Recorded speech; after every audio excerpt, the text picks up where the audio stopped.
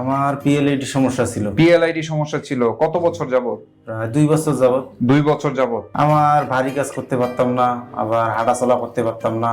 এই 5 মিনিট হাঁটলে পা অবশ হয়ে যেত। আচ্ছা আচ্ছা। তো এই সমস্যা আমাদের এখানে কতদিন চিকিৎসা নিয়েছেন? কয়টা সেশন? 10টা সেকশন নিয়েছি। 10টা সেশন নিয়েছিলেন। এই 10 সেশন নেয়ার পরে কি আপনি এই দীর্ঘ 7 মাস সুস্থ ছিলেন? আলহামদুলিল্লাহ অনেক ভালো ছিল। অনেক ভালো ছিলেন। আসসালামু আলাইকুম স্যার। ওয়ালাইকুম আসসালাম। আসসালামু আলাইকুম স্যার। ওয়ালাইকুম আসসালাম। স্যার আপনি তো আজকে ফলো আপে এসেছেন দীর্ঘ 7 মাস পরে, কেমন আছেন স্যার? আলহামদুলিল্লাহ অনেক ভালো আছি। অনেক ভালো আছেন। আচ্ছা, আপনার মূলত কি সমস্যা ছিল? আমার পিএলআইডি সমস্যা ছিল। পিএলআইডি সমস্যা ছিল কত বছর যাবত? প্রায় 2 বছর যাবত। 2 বছর যাবত। এবং এই পিএলআইডি সমস্যায় আপনি 7 মাস আগে আমাদের এখান থেকে চিকিৎসা নিয়েছিলেন। জি। এবং আজকে এসেছেন ফলো আপে। জি।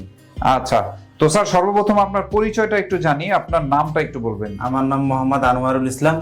কোন জায়গা থেকে এসেছেন? আমার বাসা লালমনিরহাট। লালমনিরহাট থেকে। আপনার বয়স? বয়স 32। পেশায় কি করেন স্যার? পেশায় রাজমিস্ত্রি কাজ করছি। রাজমিস্ত্রির কাজ করেন। আচ্ছা, তো স্যার আপনার এই যে পিএলআইডি সমস্যায় আপনি স্বাভাবিকভাবে কি কি কাজ করতে পারতেন না? আমার ভারী কাজ করতে পারতাম না, আবার হাঁটাচলা করতে পারতাম না। এই 5 মিনিট হাঁটলে পা অবশ হয়ে যেত। আচ্ছা আচ্ছা।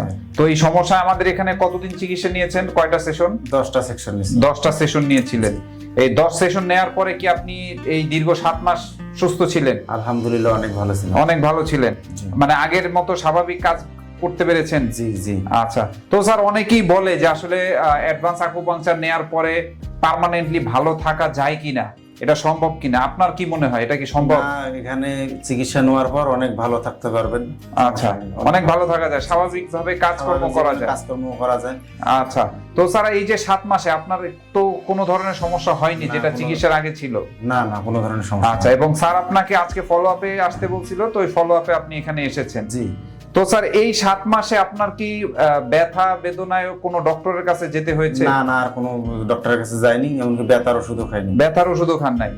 আচ্ছা, তো স্যার এই যে এখানে যে চিকিৎসা নিলেন, চিকিৎসায় কি কোনো আপনাকে মেডিসিন দেওয়া হয়েছিল? না, কোনো মেডিসিন দেওয়া হয়নি। শুধু অ্যাডভান্স আকুপাংচার? জি জি। আচ্ছা, এবং আকুপাংচারের এখানে যে খরচটা স্যার আপনার যে 10 সেশনের যে খরচটা হয়েছে, এই খরচের তুলনায় আপনি যে ধরনের বেনিফিট পেয়েছেন বিনা অপারেশনে বিনা মেডিসিনে, তো আপনার কাছে কি মনে হয় এই খরচটা খুব বেশি না স্বাভাবিক না, মানুষ বহন অনেক করতে পারে? অনেক কম। অনেক কম। জি। আচ্ছা, ধরা দেখা গেছে যে পিএলআইডি সমস্যায় ডক্টরের কাছে গেলে বেশিরভাগই তারা অপারেশনের কথা বলে, ওষুধ দেয়, তো ওই তুলনায় খরচটা স্বাভাবিক মানুষ বহন করতে পারবে? অবশ্যই। আচ্ছা আচ্ছা।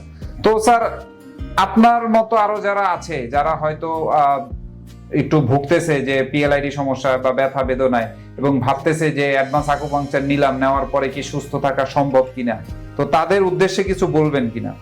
আমি বলি যে এই স্যারের কাছে আসেন, এখানে চিকিৎসা অনেক ভালো। স্যার নিজেই ট্রিটমেন্ট দেয়, এমনকি স্যার খুবই কম খরচে চিকিৎসা দেয়। আচ্ছা, এবং আপনার ভালো ক্ষেত্রে হওয়ার সম্ভাবনা 100%। 100%? আচ্ছা, তার মানে আপনি এখন সুন্দরভাবে জীবনযাপন করতে পারতেছেন? জি জি।